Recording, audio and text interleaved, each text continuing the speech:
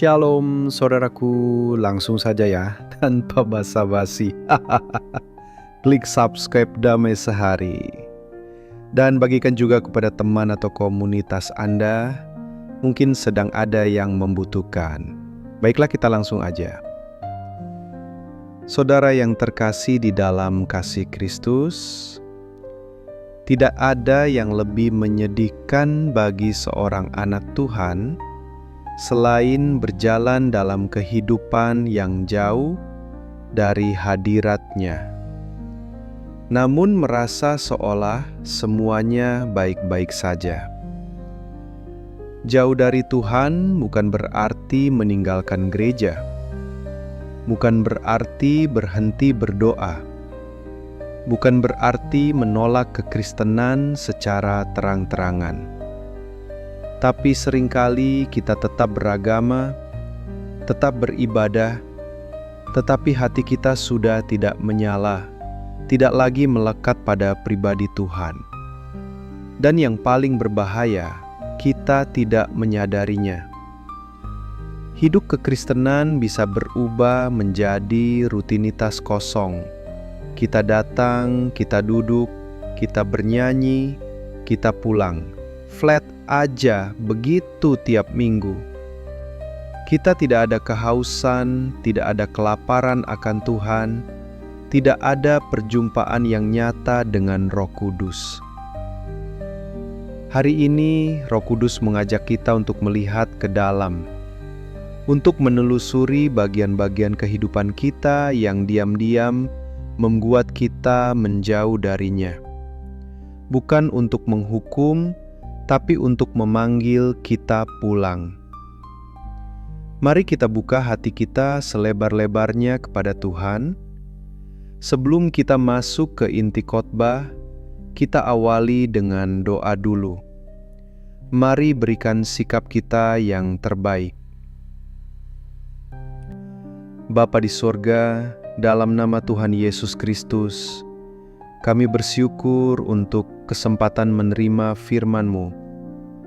Kami tidak datang dengan tangan yang bersih, tapi dengan hati yang mau diperbaharui.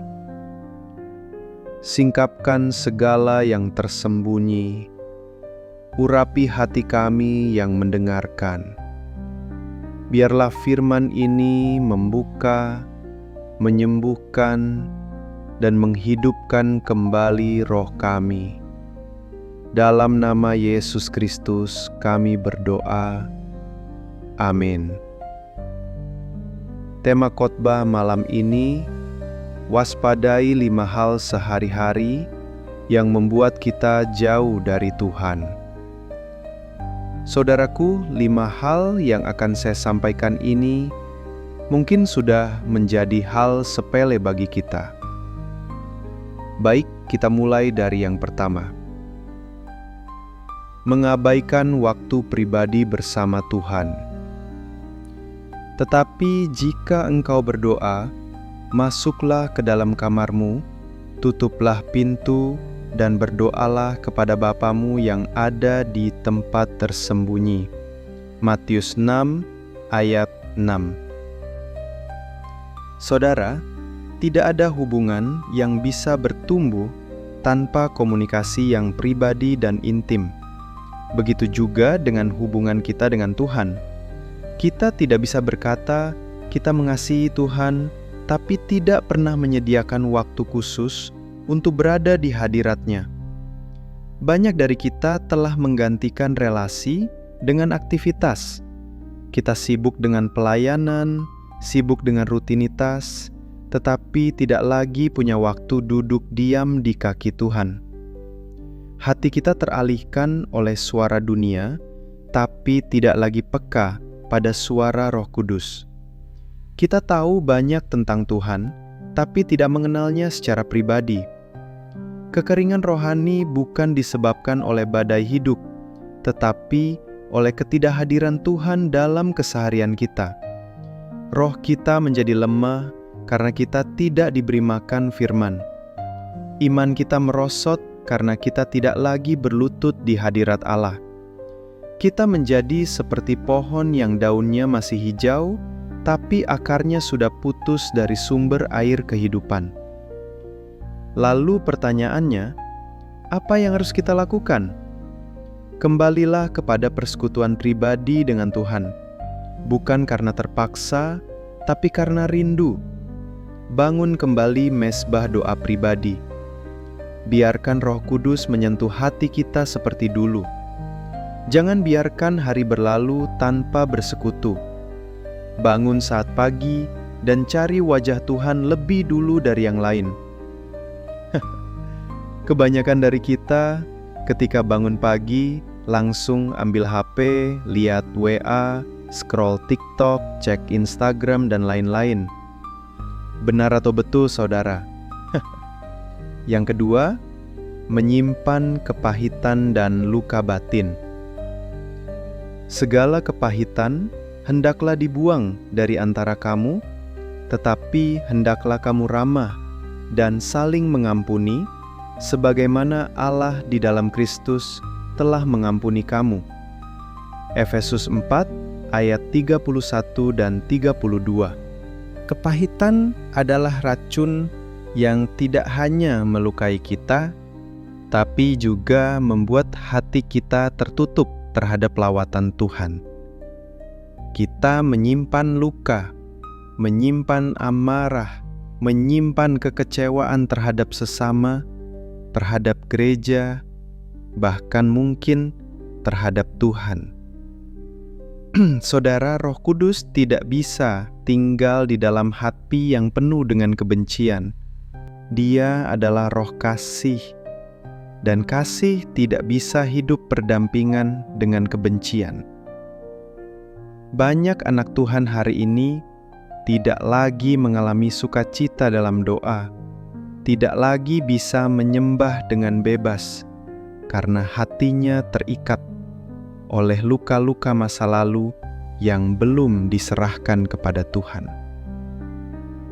Tuhan tidak bisa membentuk hati yang keras.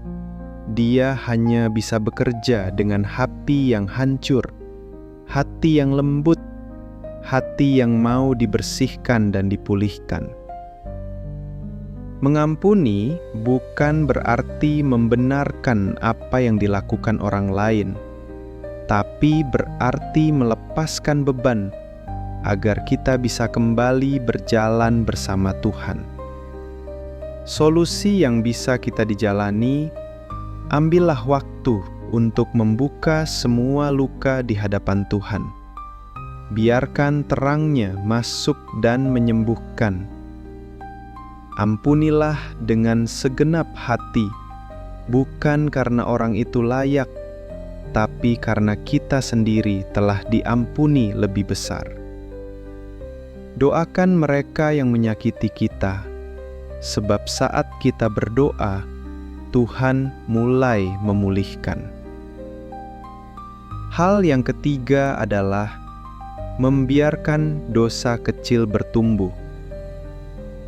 Sedikit ragi mengkhamirkan seluruh adonan. Galatia 5 ayat 9. Dosa kecil yang dibiarkan adalah benih kehancuran besar di kemudian hari. Banyak anak Tuhan tidak sadar bahwa dosa tidak dimulai dari kejatuhan besar, tapi dari kebiasaan kompromi yang dibiarkan. Kita tahu apa yang benar, tetapi kita menunda ketaatan.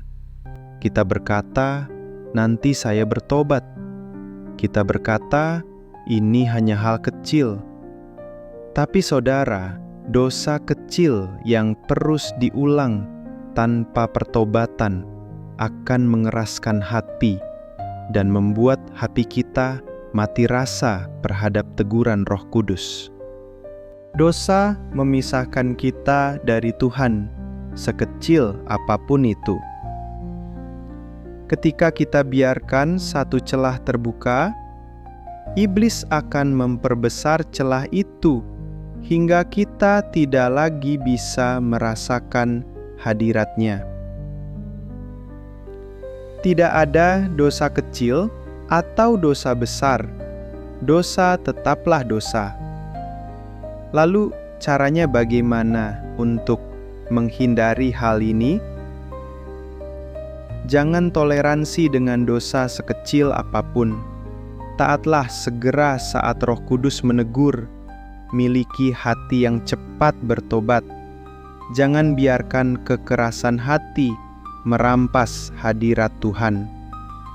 Sucikan hidup setiap hari, bukan karena takut dihukum, tapi karena rindu untuk menyenangkan hati Bapa. Dan hal keempat yang harus diperhatikan adalah mengandalkan diri sendiri daripada Tuhan. Percayalah kepada Tuhan dengan segenap hatimu, dan janganlah bersandar kepada pengertianmu sendiri.